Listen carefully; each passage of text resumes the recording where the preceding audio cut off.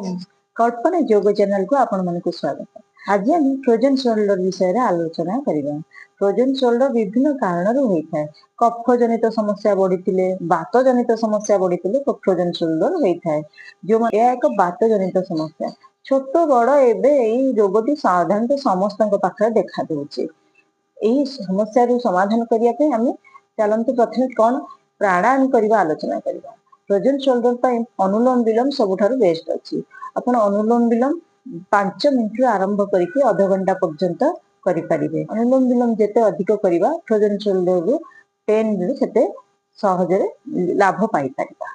आउ प्राणायाम रे आपण अनुलोम विलोम करि परिबे। आउ भस्त्रिका मध्य करिबा।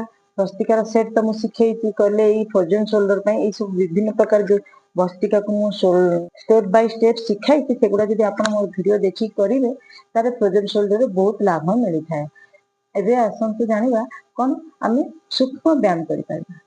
फ्रोजन शोल्डर पय जेते सब हातर सूक्ष्म व्यायाम ताकु सब करिबा। मु एबे स्टेप बाय स्टेप सिखौछि आपण माने सिखंतु आ करिबे। प्रथमे 1 तापरे टाणी की हाथ सीधा रखी के आंगुठी गुडा को टाणी के बंद करिवे। 2 3 4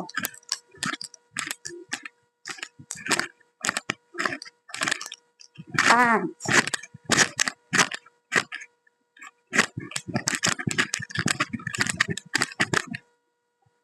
6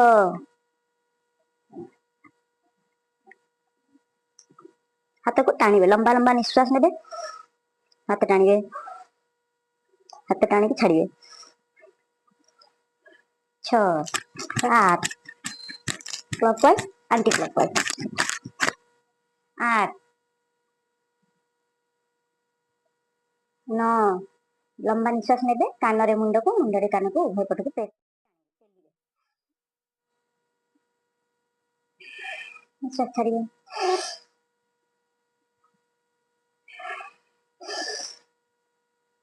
ठेलिबा।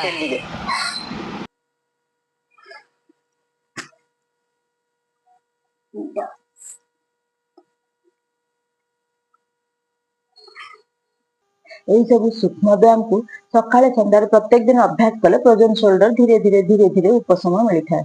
हाँ जदि अधिक पेन होता है ताहले आमे ए फ्रोजन शोल्डर पय कोन घरोई उपचार करि परिबा आसंता आलोचना करबा।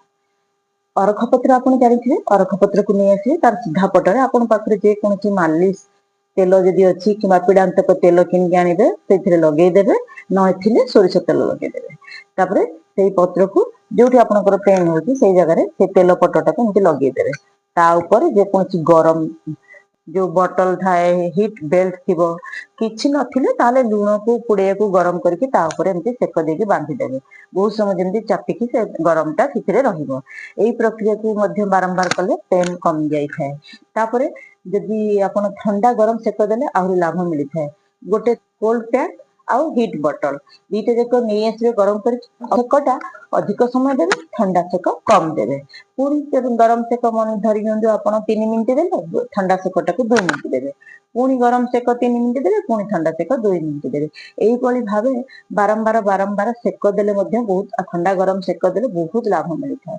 जार होउछि से करिकि देखंतु निश्चय लाभ पाइबे। ठंडा गरम सेक देबे। आउ अरख पत्र रो मध्य सेक देई परिबे।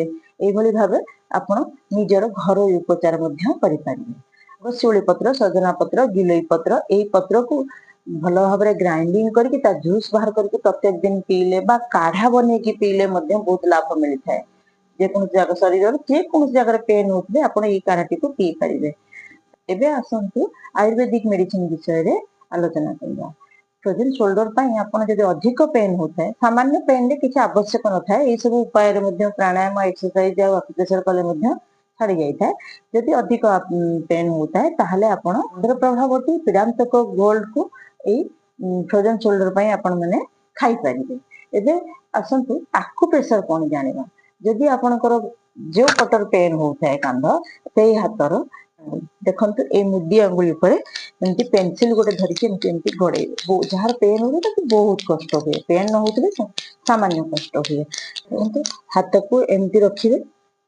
टिके आंगुली फोल्ड करिवे एई जो हाड़ ऊपर 3 आंगुली एमती प्रेस करेंगे। जो मन पेन थे बहुत जंत्रणा हुए ये भाव बारंबार बारंबार बारंबार प्रेस कले फ्रोजन शोल्डर भल हो जाए। यार हाथ उठू न धीरे धीरे एमती कले सबुदिन अभ्यास कले धीरे धीरे हाथ ऊपर को उठी जाए। ये दुई हाड़र आंगुली मझी जो हाड़ से हाड़ मझीरे एमती बारंबार आकु प्रेसर कर आकु प्रेसर करवा पेनसिल दबेगा। जो हाथ हो दी हाथ उभय पटे एमती कले फ्रोजन शोल्डर बहुत आराम मिलता है। यही सब उपाय करके देखंतु फ्रोजन शोल्डर निश्चय आराम मिलेगा।